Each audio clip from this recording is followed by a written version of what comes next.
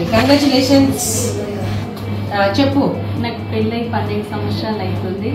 Madam దగ్గరికి రాబట్టి 1.5 year అవుతుంది. నాకు ఫుల్ హెల్త్ ప్రాబ్లమ్స్. అసలు వీళ్ళకి ఎంటర్ అయ్యేటప్పుడు అవుతుంది అనే ఓపితోటి రాలే.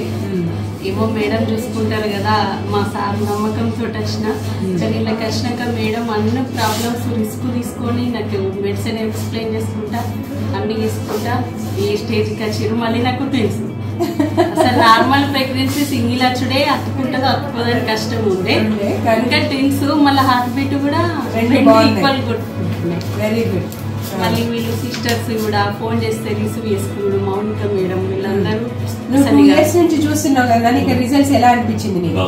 నువ్వు అంటే ప్రతిసారి వచ్చినప్పుడు అందరు కనిపిస్తుంటారు కదా, ఎలా ఉంది రిజల్ట్స్? ఎలా ఉన్నాయి రిజల్ట్స్? ఎట్లా ఉన్నాయి నీకు? దాదాపు 2 ఏళ్ల నుంచి నీ ఫ్రెండ్స్ నీ ముందు అందరు తెలిసిన వాళ్ళే ఉంటారు కదా, సో రిజల్ట్ బాగుంది. వాళ్ళని చూస్తే మాకు ఇంకా very good, very good. So ఏమి సజెస్ట్ చేస్తావు అంటే నీకు ఎలా అనిపించింది? ఎవరికి ఏం మెసేజ్ ఇస్తావు? క్యాంప్ లో వచ్చారా మీరు? క్యాంప్ కాదా? ఈ ఫిబ్రవరిలో కూడా క్యాంప్ ఉంది.